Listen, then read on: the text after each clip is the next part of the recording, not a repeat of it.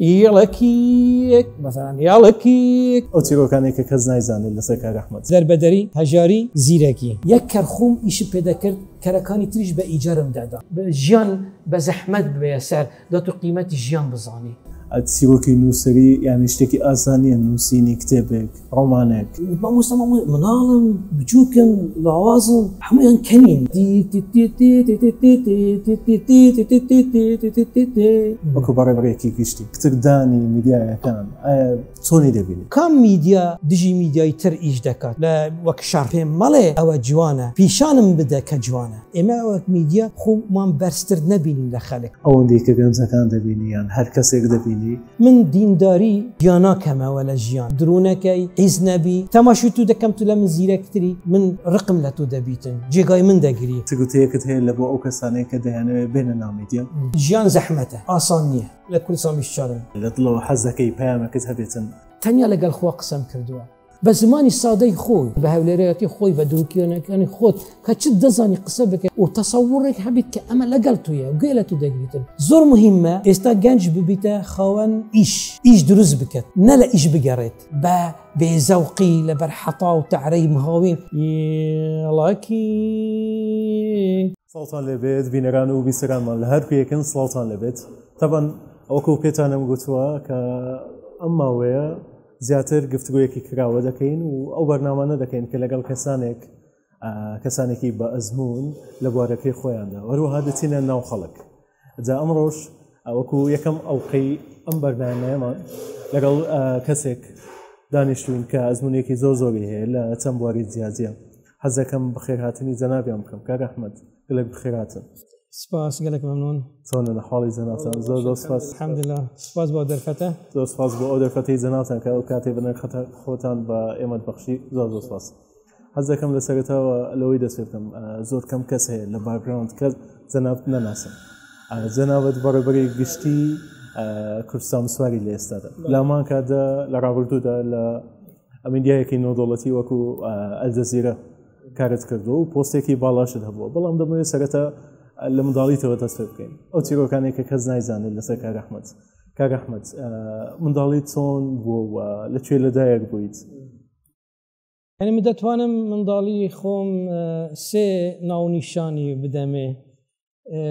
لە دەربەدەری هەژاری زیرەکی هەرچەندە حەزم نییە باسی یعنی سیفەتێک وەک مەدح بۆ خۆ بکەم بەڵام لە قوتابخانە هەرجار لە یەکەمەکان بووم لە تیپەکانی تۆپانێ هەرجار من سەرکردە بووم یعنی سەرۆکی سەرتیب بووم یعنی تیپەکان هەر من دروستم دەکرد ئەو ئیشانەی کە حتا بوو ئیشکردن یعنی برادەرەکانم کۆ دەکردن لەگەڵ خۆ پێکەوە دەچین پێکەوە ئیشمان دەکرد هەر من سەرکردیان دەکرد یعنی من لە مناڵی دەتوانم ئەو سێ ناونیشانە ئەگەر بچین بە تەفسیلی زیاتر لەسەر ئەو سێ ناونیشانە دەربەدەری من لە دەربەدەری لەدایک بوومە لە بەغا ینی لە ساڵی 1966 من ئێستا 59 ساڵم سپاس دەکەم بەردەوام ینی لە مناڵی تایمە گەورەش بووینە هەر لە هەژاری ئیمان ژیان بردیە سەر ینی هەندێک دیمەنی لە بیرمە کە مناڵ بووین لە پۆلی یەک و دوو پێلاوی لاستیک هەبوو ئەو کاتە نەبوو وەک ئێستا مەثەلەن پێلاوی قایشانە پێلاوی لاستیک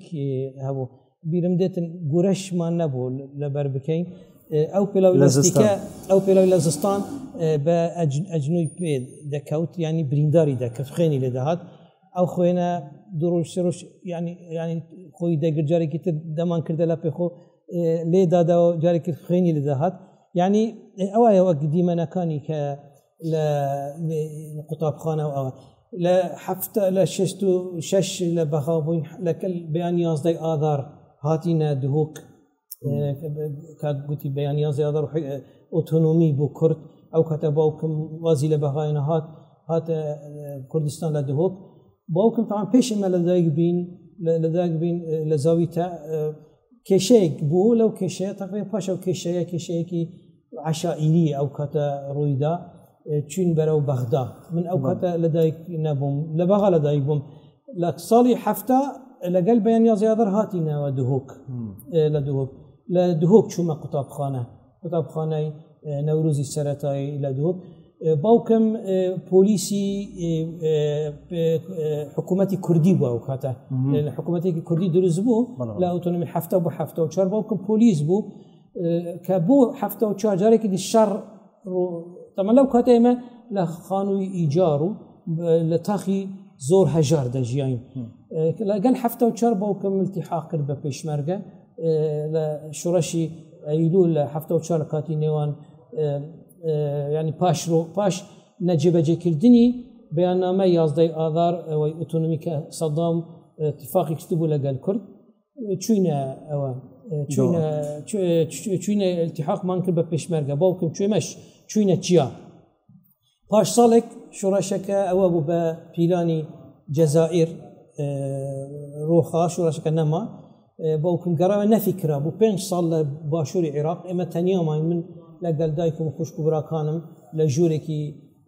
خۆڵ لە دهۆک تا ساڵی 80 تقریبا 5 ساڵ باوکم یعنی قەزم ئەوە هەموو لە مناڵیم بوو کە باسی تا ساڵی 80 دەکەم تقریبا دەبێتە 14 ساڵ لە ساڵی 80 بەڵام لە قوتابخانە بەردەوام من لە یەکەمەکان بوو یعنی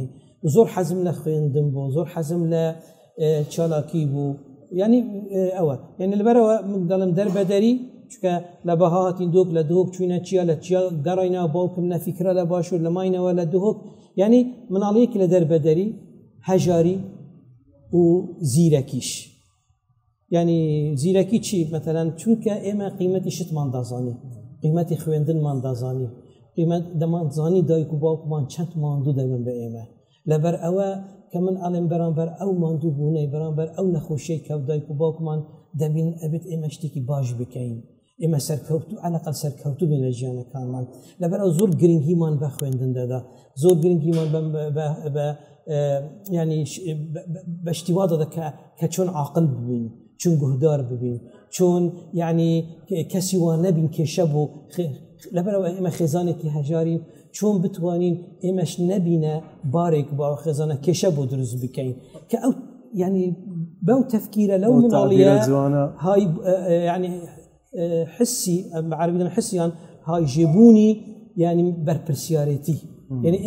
ئێمە شعورمان بە بەرپرسیارەتێکی گەورە دەکرد هەر ئێمە مناڵ بووین لەبەر ئەوە بینیمان ژیان چەند سەختە کە چەند لە مناڵیا و ببینی ژیان چەند سەختە زیاتر شعور بە مەسئولیەت دەکەی ئەگەر من سێ ناونیشان بدەمێ مناڵیەکەی خۆمە ئەوەیە ینی دەربەدەری هەژاری زیرەکی قوتان ساغڵی ئەخوا تەبان ئەو تەفکیرە و ئەو تێڕامانە لە منداڵیتەوە بەو فکرە جوانە خۆت لە ناو خێزانەکەی خۆتان بینیوە کە وەکو بە پرسیارەتێک لەسەر خۆت زانیوە کە تۆ دەبێت شتێک بکەیت وەکو بڵێ یارمەتی خێزانی خۆت بدەیت حەز دەکەم لەسەرەوە شتێکتان لێ بپرسم کە ڕەحمەت چ شتێک هەبووە لە ناو عایلەی خۆتانە هەتا ئێستا لەگەڵت مابێتەوە لە منداڵیەوە هەتا ئێستا یعنی ئەوەی کە من دەتوانم بڵێم ڕازبووی ئارامی یعنی چون زۆر کێشە و زۆر ئالۆزی و زۆر مەشاکل و ئێمە لە ژینگەیەکی هاتین ژینگەیەکی پڕی کێشە ژینگەیەکی پڕی من پێت بڵێم یعنی لە سەرەتایی لە یەکی سەرەتایی تا من چوویمە زانکۆش یەک ڕۆژیش لە ژیانی خۆم بیرم نایێت کە ئیشم نەکردبێت ئیشکردن مەسەرەن کێکم فروشتووە کێک لە مناڵی لە دۆک لە ناو ناو پاڵەکان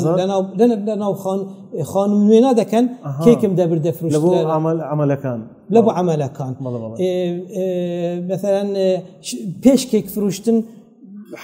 ئەوەیەکم دروست کرده بوو وەک مقاوەیەک بە سینگم بەستۆی خۆم دەکرد هەموو شتی دکان لەناو ئەو مقاوا بوو مارکێتێکی بچووک بابەت دەگەر ئەو تەمەنم ینی 6 ساڵ 7 ساڵ 5 ساڵ یانی لەو تەمەنە دەبچوم دەگەڕام لەناو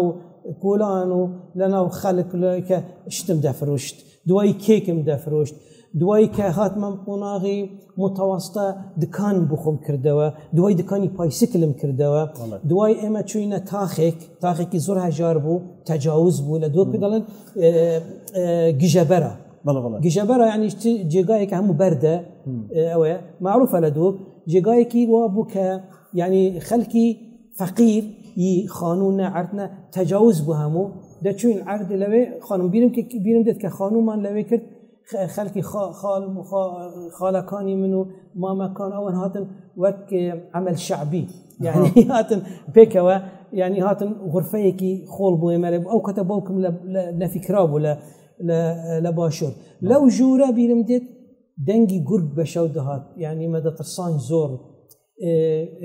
ئاو نەبوو کارەب نەبوو یعنی ئێمە فانوسێک هەبوو فانوس ئێمە من و ئێمە شەش حەوت خشک و برا بووین ئەو کاتە زیاد بووین تا بووینە 14 بەڵام تا ئەو کاتێککە من باز دەکەم حەوت بووین 6 بووین ئێمە من فانوسەکەمان دەکرد لەسەر زک خۆمان درێژ دەکرد کتێبەکەمان لەبەر چاومان هەر ئێکشمە لە لایەک ئەوە منم خوشکم برام و دوای وەک ئەوەیەک نەجم البەحر لێ دەهاتنیە لە ئێمە ئەو هەمان دەخوان یعنی کە ئەومان نەبوو لەوێ ئێمە محتاج بووین حاشا لێرە بڵین کەرمان هەبیتن خۆمان ئەو کەر ئەو دێنا لە جێگای دوور بوو حتا ماڵ خۆڵمان دێنا بەردمان دێنا هەموو ئێمە بێکار نەمان دەتوانی بژین ئەو کاتە من چیم کرد من مەجموعەیەکی کەرم هێنا بە خێوم دەکرد یەک کەرخوم ئیشی پێ دەکرد کەرەکانی تریش بە ئیجارم دەدا عقلی ئیشکردن بەردەوام لەگەڵم بوو لە پاش ئەوە چوینە جامیعە لە جامیعەش یعنی ئێمە معادلێکی باشم هێنا ئەوی کە معادلێکی زیاتر لە 80 بێنێتە ئەو کاتە پارەیەکیان دەدا 30 دینار و قسمی داخلیش دەدا و 30 دیناریش دەدا ئەو کاتە دوو ڕۆژ دەهاتین ئەو دوو ڕۆژە پێشوەختە اتفاقم دەکرد لەگەڵ برادرانی محەلە کە ئێمە دەین پێکەوە دەچین مقاولات خیس چیمەنتو بلۆکی خانووەکان دەبینە سەربان یەک دو طبقی دەبین سێ طبقی سێ طبقی دەبین چوار طبقی ئەوها بە مقاولاتمان یعنی بەردەوام فکرمان لەگەڵ ئیشکردن بوو ئەوە بوو چونکە هەستمان بە مەسئولیەت دەکرد بە پرسیارەتی دەکرد ئەوە زۆر گرنگە لەو مناڵیە لەو گەنجاتیە کە ینی ژیان بە زەحمەت ببێ سەر دەتو قیمەتی ژیان بزانی ئەو خاڵە هەری لە هیچ جار لە بیرم ناشی بەس بەڵام لەگەڵ ئەوە ئێمە تەمەتع ینی خۆشیمان دەبردا بۆ میسال بۆ بڵم یعنی ئەوانەی تاخەکەمان کە باسی کەرەکانم نەدەکرد ئێمە بەو کەرە ئەو یان دەکێشە تیپێک دروستم کرد لەوانە حتا ئێستاش ناوی تیپەکە لە بیرمە تیپی ئاو کێشان ئەومان دەکێشە بۆ خانووە نوێەکەنەوەی کە دروست دەکەن بەڕاوی کە لەسەر کار دەچوینە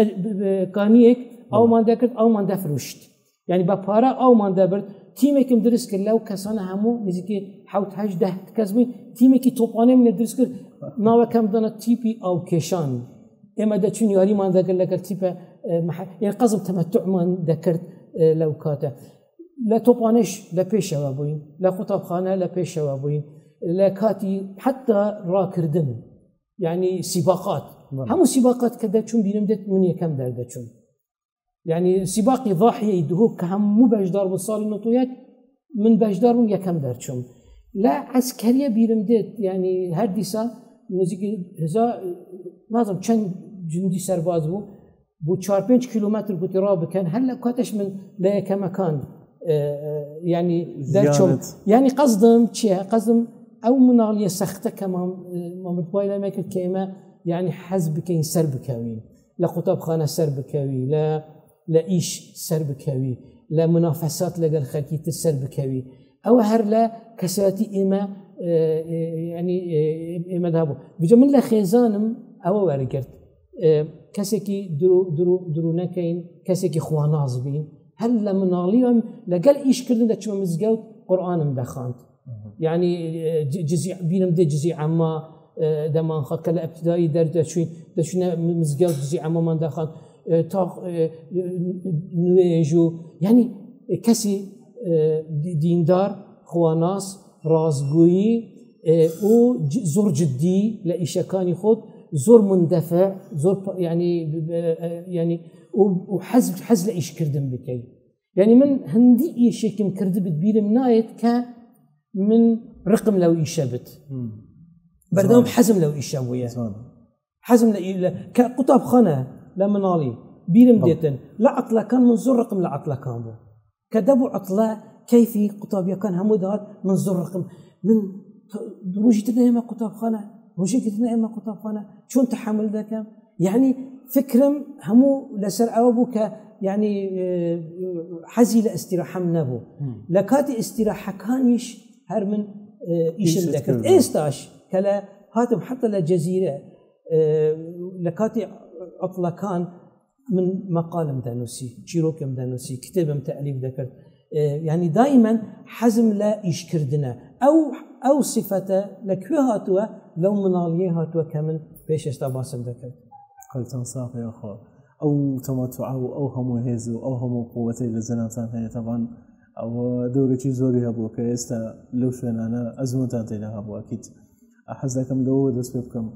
أتسيبوكي نوسري يعني اشتكي آسانيا نوسيني كتابك رومانك يعني هر مزليك هر رجامك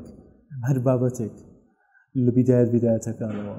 أو حزتون دستي فكر كيف أخوات يعني من بدايته من تشتاق وايكرت ك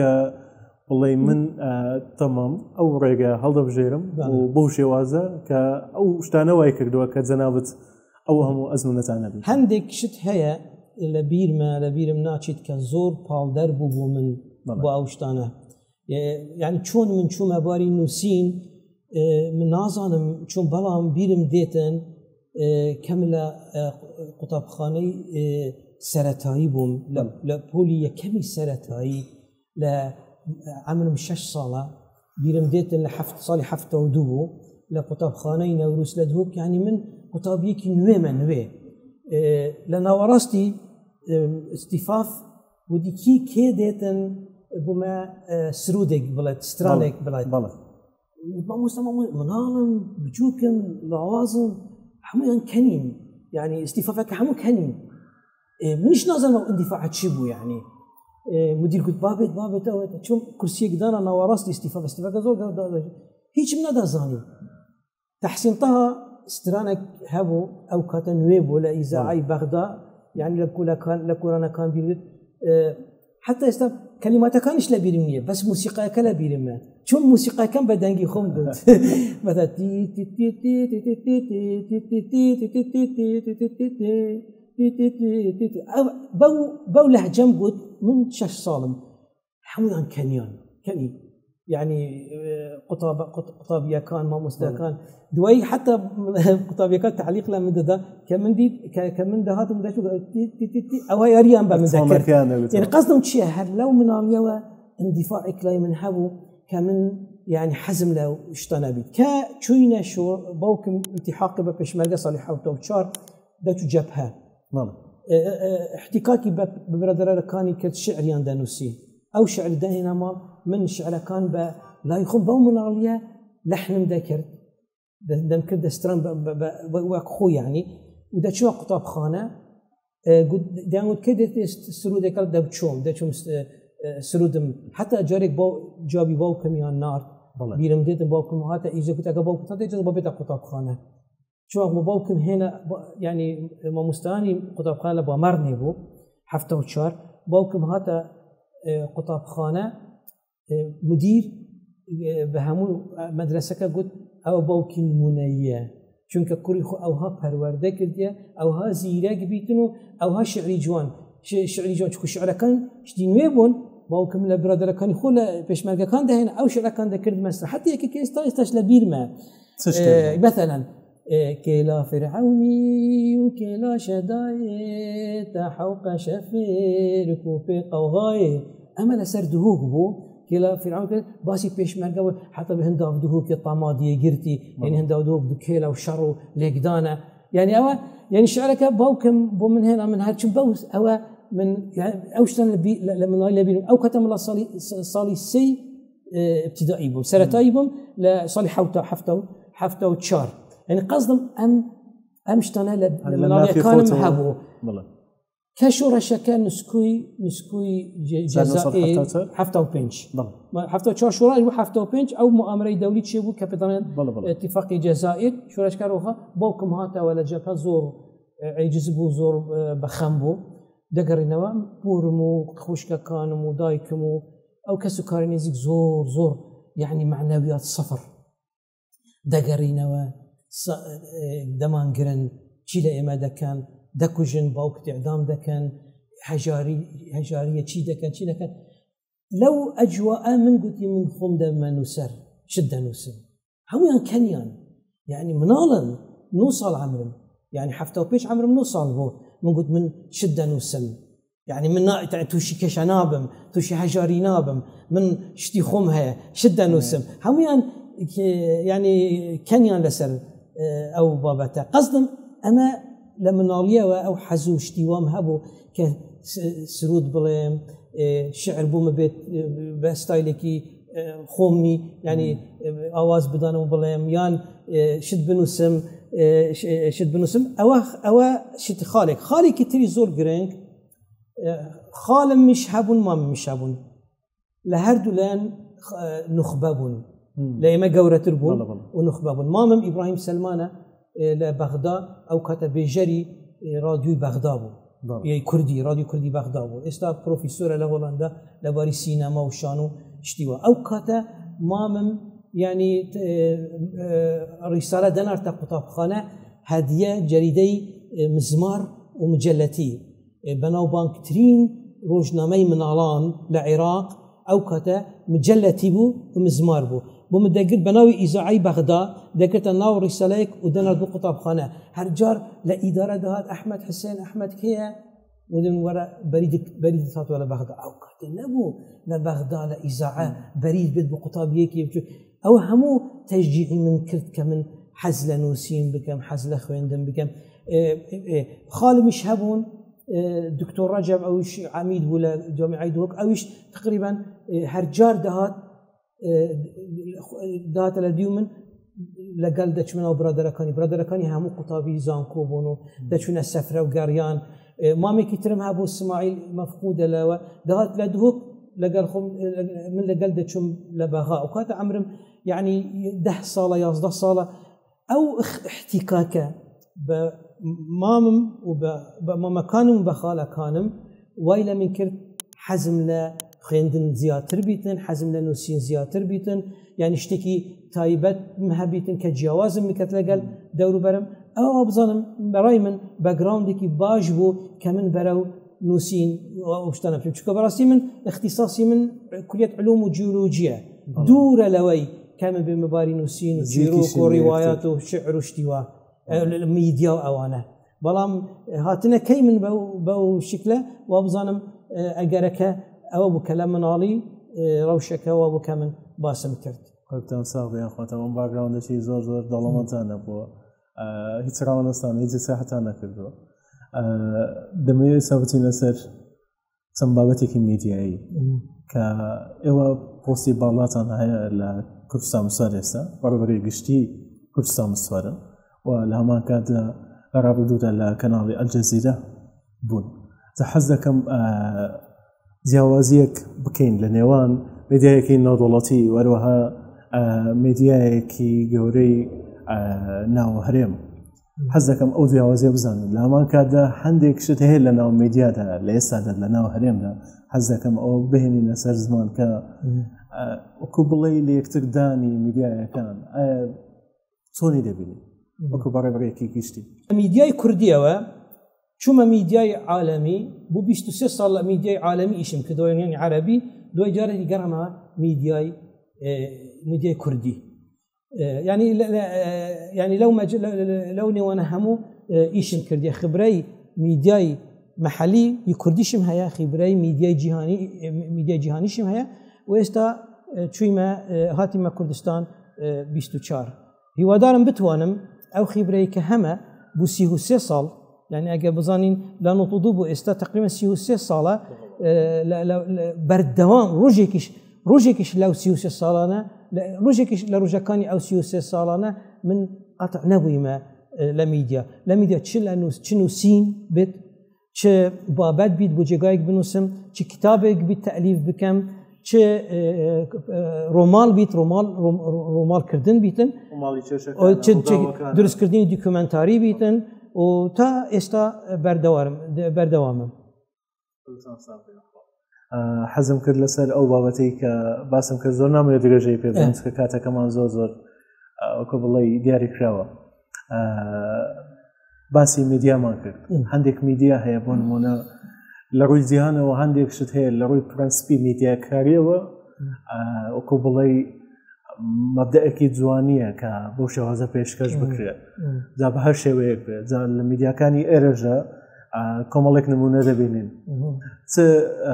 ڕاوبوتنێکت هەیە لەسەرەوە وڵی من زۆر دژی ئەو دیاردەمە من دژی دیاردەی براکوژیمە مەسەڵەن دژی دیاردەی کێشەکانی ناوخۆیمە دژی دیاردەی ئەو سیراعی هەیە نێوان ئۆپۆزیسیۆن و دەسەڵات کە سیراعێکە نە ئۆپۆزیسیۆن دەیەوێت خوب تێ بگەیەنیتن کە ڕەوشی دەسەڵات چییە نەدەسەڵات دەیەوێتن ینی مبارڕاتی ئۆپۆزیسیۆن ینی هیچ نابینی کە نێوانێک هەبێت ئەم هەردوو کە پێکەوە ئیش بکەن لە خزمەتی کورد من ینی ئەو ناکۆکیانانە من زۆر چونکە بۆ چونکو من زۆر احتیکاک و تێکەڵاوی لەگەڵ دەرەوەی کوردم هەیە دەزانم چەند لە دەرەوەی کورد ڕقی لە کووردە بێجا چۆن کورد ڕقی لە یەکتر بێتن بە تایبەت میدیا هیچ شت وەک میدیا نییە هەندێجا شەڕی براکوژی ڕوویدایە مەثلا حزبە و چەکدارن و یعنی طموحاتیان هەیە و یعنی مؤامرات دژی یەکتر دەکەن و هێزی ناودەوڵەتی هەیە ئەم هێزە پاڵ دەدە دژی ئەمە ئەم هێزە پاڵ دژی ئەمە یعنی ڕێگا دەچیتێ چەکداری هەیە بەڵام میدیا چی هەیە میدیا ینی من کە میدیایەکی تایبەتم مەثەلەن شتی خۆم هەیە ئەڵێم چی پەیوەندی بە میدیایەکی تر هەیە بەتەنشتی من بتیان لە جێگایەکی تر بیتن ینی ئێمە دژی یەکتر ئیش بکەین ئێستا میدیای عەرەبی یا لە ئەزمموی میدیای عەرەبی میدیا جیهانیش کام میدیا دژی میدیای تر ئیش دەکات لە وەک شەڕ ئەن وەک یەکتر ڕەشکردن یان یەکتر بە خراپ دەناسین خەڵک میدیا هەڵ دەسەنگن خەڵک وتاری میدیایی دەبین خەڵک دەڵێت ئەم میدیای باشە ئەم میدیای خراپە ئەمما من وەک میدیایەک بێن بڵێن من باشم میدیای تر هەموو خراپە یان میدیای فلان یان ئەی یان بی یان سی خراپە خەڵک باوەڕ لە من ناکاتن دوایی ئەوە باشیش نییە یعنی خۆت پیشان دەکە لە هەمویان باشتری ئەوان لە ڕوومان پێم مەڵێ ئەوە جوانە پیشانم بدە کە جوانە پێم مەڵێ ئەو شتە خراپە پیشانم بدە خراپە چونکە خەڵک ئەبێت ئێمە وەک میدیا خۆمان بەرزتر نەبینین لە خەڵک یعنی شیرەت لە خەڵک بکەین وەکانەوە من دەزانم خەڵک نازانیت وەکانەوە من لە ئاست بەرزم خەڵک ئاست نزمە وان نییە ئەبێت کە من میدیامە خوا پیشانی خەڵک بدەم کە لەگەڵ نە من قسە بۆ خەڵک ئەڵێم من قسە لەگەڵ خەڵک دەکەم یعنی جیاوازە من قسە بۆ خەڵک بڵێم جیاوازە کە من قسە لەگەڵ خەڵک بکەم قسەکردن لەگەڵ خەڵک معنە تو خۆ بوو بەشێک لەگەڵ ئەو خەڵکە دەزانی قسەکردن بۆ خەڵک تو خۆ دەزانی بەرزتر لەو خەڵکە ئەگەر جەماوەر بینی تو خاوەن پەیامی میدیایی تو خۆ بەرزتر لەوانە دەدانی خەڵک استعداد نییە خۆ قوتابی بۆ تۆ بدانێتن خەڵک ینی ئەوە نییە ینی ئامادەکاری بووە نییە کە بڵێتم باشە فێرم بکە بێژە کەی کەناڵی جەزیرە و کەناڵی عەرەبیە ئەو بەناو بانکترین کەناڵەکانی عەرەبن دوو کەناڵی ئەجیندا جیاوازن تەمامەن دژی یەکەنیش زۆر جار کەناڵی عەرەبیە و کەناڵی جەزیرە ئەجینداتەکانیان دژی یەکتر بووینە بەڵام کەی عەرەبیە هاتووە بە خراپی باسی جەزیرە بکات و کەی جەزیرە هاتووە بە خراپی باسی عەرەبیە بکات با جەزیرە لە پەیامی خۆدا بۆ خەڵک دیار بکات کە ئەو ڕاستە عەرەبیە غەڵەتە با عەرەبیە لە پەیامی خۆ دیار بکات بۆ خەڵک کە ئەو ڕاستە جەزیرە غەڵەتە بەڵام تو جەزیرە بڵێت عەرەبیە غەڵەتە کەس باوەڕ لە جەزیرە ناکات عەرەبیەش بڵێت جەزیرە خەڵەتە کەس باوەڕ لە عەرەبیە ناکاتە بەڵام تو دەتوانی لە ناوەڕووکی پەیامی خۆ کە بگەینێ خەڵک ئەو شتێک کە دەیەوێت پێیان بگەنی نە پێیان بڵێ ئەبێت پێیان بگەینی پیشانی بدەین دەبچینە بابەتێکی تر زۆر کەم ماماوە ئەویش لەسەر بابەتی دینداری جەنابتان ئەوان کەسایەتیەکن باگراوندێکی دینداریتان هەبووە لە منداڵیەوە بە کورتیش باستان کرد حەز دەکەم ئەوە بڵێم لە ئێستادا ئەوەندەی کە گەنجەکان دەبینی یان هەر کەسێک دەبینی بەپی ئەزمموی خۆت لەو مەسئلەیە چبیر بۆ چنێکت هەیە لەسەر ئەو کەسانە؟ من دینداری ینی گیاناکەمەوە لە ژیان، لە ئیش، لە قوتابخانە، لە متابعاتی خۆم، لە احتیماماتی خۆم، لە هەموو احتیماماتی من احتیماماتی ئیشکردنە کەم بیتن، احتیمامی ڕەوشەنبیریە کەم بێتن، احتیمامی خوێندنە کەم بیتن، احتیمامی پەیوەندیەکان من بتن، احتیمامی خێزانەکەم بیتن، احتیمامی ینی نووسینەکانم بیتن. من دینداری گیاناکەمەوە، دینداری بەشێکە لە من، لەناو خوێنی من، لەوان هزری من، لەناو مێشکی من و بەردەوام دەبێت. ئەمە خاڵێک. دوایی دینداری نابێنم، تەماشا ناکەم دینداری وەک ئاستانگێک بۆ سەرکەوتن لە هەموو مەجاڵاتی ژیان، مەجاڵاتی ئیشکردنە، مەجاڵی خوێندنە، مەجاڵی پەیوەندیەکانە، مەجاڵی خزم. دینداری ئەگەر ڕاستی لە دینداری بگەم، ئەگەر ڕاستی من لە دینداری تێبگەم، دینداری ئامرازێکە بۆ سەرکەوتن لە هەموو بارەکانی ژیاندا. دینداری لەگەڵ من بووە لە مناڵیەوە کە هیچ من لە سەرەتایی بووم، لە یەکەمی سەرەتایی کە چوومە قوتابخانە دەچووە مزگەوتیش قورئانم دەخواند و دەرسی دینیم لای مامۆستا وەرگرت. بەس یەک ڕۆژیش من لە دینداری تێنەگەیشتیمە کە دژی کورد پەروەری من بتم، یان تشی دۆزی گەلی کورد بالعکس هەرم بینیە ئەبێت لە خزمەتی دۆزی گەلی کورد بیت، لە خزمەتی قورتالبوون و ڕزگاربوونی کورد بیت لەو میحنە و لەو کاراسەتانەی کە توش دەبن. لە هەموو ڕۆڤایەتەکان و هەموو نەتەوەکاندا بۆ شێوازێ. بەڵێ دینداری نەمعناوی من جیا دەکەت لە خەڵکی تر، من نزیک دەکەت من نزیک دەکەت لە مەسیحیەت، من نزیک دەکەت لە ئێزدی، من نزیک دەکەت لە هەموو ئەوانی تر، من نزیک دەکەت لەگەل بێدین، من نزیک لەگەل کەسی ملحد بۆ چونکە دینداری ئەوەی درست تێدەگەینی چۆن تەعامل بکەی لەگەل دەوروبەری خۆ. دینداری بالضبط کەلیمەیەکی عەرەبی هەیە ڕستای الدین و المعاملە. دینداری تعامل کردنە، یعنی تعامل کردنێکی مرۆڤایەتی دروست کە خوا پیشانی توداوە لەگەل دایک و باوکت، لەگەل خشک و براکانت، لەگەل جیرانەکانت، لەگەل برادەرەکان، لە جێگای ئیش، لەگەل هەموو ژیانی خۆت چۆن کەسێکی باش بی. باشبوون ئیسلاح، یعنی لە سەرەتای قورئانەوە تا دوای بچی قورئان کورتکراوی ئەو قورئانە، کورتکراوی پەیامەکانی پێغەمبەران ئەوەیە کەسێکی باش بی لەگەل هەموو، لەگەل ئەوانی وەک خۆت، لەگەل ئەوانی جیاواز لە تۆ، لەگەل ئەوانی ینی باوەری بە تۆ نییە، لەگەل ئەوانی دەوروبەرت، لەگەل برادەرەکانت، لە هەموو ئیشەکانت. بجا دینداری بەنسبەت من ئامرازێک بووە، بەردەوام هاوکار بووە کە کەسێکی سەرکەوتوو بی، کەسێکی ینی درونەکەی، دزی نەکەی، غش نەکەی، حیز نەبی، کەسێکی ینی ڕقت نەبێت لە خەڵکی تر، کەسێکی حتا ینی هزری باش لە خەڵکی تر هەبێت. زانی هزری باش چەند نەفسیەتی مرۆڤ مرتاح، یەکێک لە کێشە هەرە گەورەکانی ئێستا خەڵک هزری باش لە خەڵکی تر ناکات، هزری باش لە کەسی بەرامبەر ناکەی، دائیمەن هزری خراپ دەکەی. تەماشای تو دەکەم تو لە من زیرەکتری، من ڕقم لە تۆ دەبیتن، جێگای من دەگری، یعنی وەزیفەی من لەوە من وەردەگری. من ئەگەر تو زیرەک بمعنە من نەزیرەکەم، ئەگەر تو زیرەک تو سەرکەوتوو بیعنە من سەرکەوتوو نابم. یعنی ئەوە دەبیتە ئەگەر من کەسێکی وابم، یعنی هزری خراپ لە خەڵک دەوروبەر، دائیمەن گەورەترین کێشە بە خۆ دروست دەکەم لەو جیهانە کە تەمەتوع بە یەک دقیقەی خۆش نەبن. بەڵام بالعکس ئەگەر تو کەسێکی هزر باش بی کە بە مصطلحی حسن الظن، یعنی حسن الظن بە خەڵکی ببەی، یعنی هزری خراپ نەکەی، هزری باش لە خەڵک بکەی، زۆر شعور بە مرتاحی دەکەی. من ئەڵێم سەرکەوتی تو بۆ من سەرکەوتنە، باشی تو باشی بۆ منە، باشی دەوروبەری من باشیەکان دەگاتە من. چەند خەڵکی دەوروبەرم باش بن هەمویان باشیەکان دەگەنە من، بەڵام چەند خەڵکی دەوروبەریم خراپن خراپیەکانیان دەگەنە من. لەبەرەوە من حەزەکەم هەموو باش بن، من حەزەکەم ئەگەر پێم بگرێت خەڵک باش دەکەم، خەڵک باش دەکەم. بژ لەبەرەوە دینداری بەردەوام ئامرازێک بووە بۆ من بۆ سەرکەوتن. بەداخەوە لزور جار لزور مناسبات دینداری وێنە دەکرێت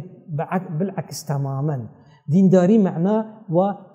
کەسێکی متەزەمتە، کەسێکی مغلقە، کەسێکی داخراوە، کەسێکە حەزی لە خەڵکی تر نییە، کەسێکی ئینفتاح نییە، کراوە نییە لەگەڵ خەڵکی تر، کەسێکە یعنی شەڕ دەکەت لەگەڵ خەڵکی تر، کەسێکە چونکە خەڵکێکی خراپە ڕەسەن یعنی ئەوە دەکەت. یعنی من کەسێکی دینداری من وەل من دەکات ئەگەر من بزانم یەکێک باش نییە، یەکێک خراپ نییە، یەکێک خراپە وەک من نییە، یەکێکی خراپە، چۆن تەعامل لەگەڵ ئەو خراپیە بکەم؟ ئەبێت محاولە بکەم خراپیەکە نەمێنێتن، باش ببێتن. یعنی نەمعنە ڕقم لێ بیت و بچم شەڕی لەگەڵ بکەم چونکە وانییە. لەبەر ئەوە دینداری زۆر جار لە لای دیندارەکانەوە زوڵم لێ دەکرێتن، چونکە وەجهێکی باش پیشانی خەڵک نادەن لە دینداری و ئەوە خۆی هەموو عکسی ئەوەیە کە قورئان یعنی پێ هاتووە و عکسی ئەوەیە کە پێغەمبەر درودی خۆی لەسەر بێتن ئامۆژگاریمان دەکات کە چۆن بین لەگەڵ دەوروبەرمان، چۆن من ڕقم لێ نەبی، چۆن من دژی نەبم، چۆن من خراپ نەبم لەگەڵی، چۆن هەموو پیشەمان دەدەتن. لەبەر ئەوە دینداری بە نسبەت من یعنی ئامرازێک بوویە بۆ پشتەوانیکردنی من بۆ سەرکەوتن لە هەموو بارەکانی ژیاندا. ساغ سەلامەت بن کۆتاشت کە بمەوێ باسی بکەمەوەیە کە چگوتەیەکت هەیە لە بۆ ئەو کەسانەیە کە دەیانەوێت بێنە نامیدیە و ئەو کەسانی هەر کەسێک بێت کە لە دڵەوە حەزەکەی پەیامەکەت هەبێتن بزاری جێنامتەوە لە بۆ ئەو کەسانەی کە بینەوە بیسەرن بێتەوە. پێیان ئاڵێم یعنی ژیان زەحمەتە، ئاسان نییە. من ئێستا لە کوردستان بیشترم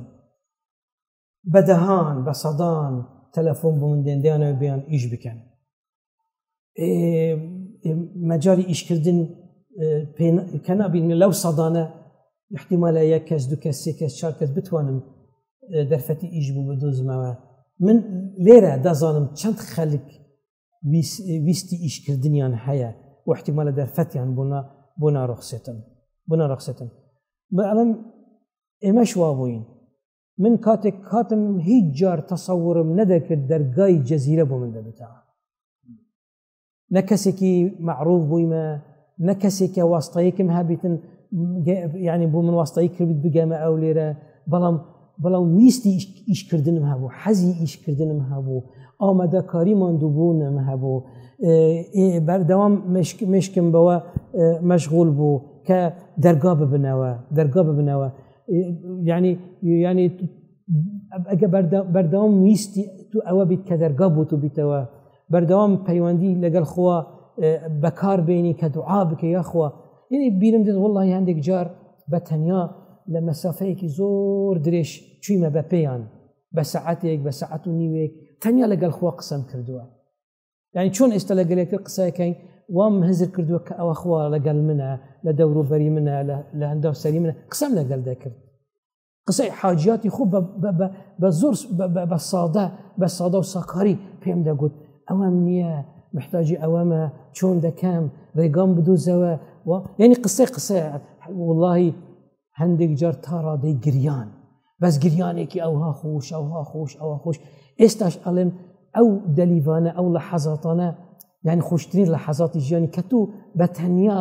بزر بکەی لەگەڵ خوای بەڕێ دەچی خواش لەگەڵتە قسە بوو دەکەی دەگەی ئەو مەرحەلە قەناعەتی مطلقت هەیە کە ئەمە خوا لەگەڵتە، دەگەی مەرحەلەی کە گریانە دەڕوندەک دێن. یعنی زۆر جارێک لەبەر بارانێکی وا هات حەزم نەبوو لەو بارانە بچم، یعنی هەر ئەو بارانە هەموو لەم بێت قسەم دەکرد و یعنی مەسافەی درێژ بە ڕێگا دەچوم کێشەکانی خۆم بەخوا دەگوت و قسەم لەگەڵ دەکرد و داوام دەکرد و هەموو شت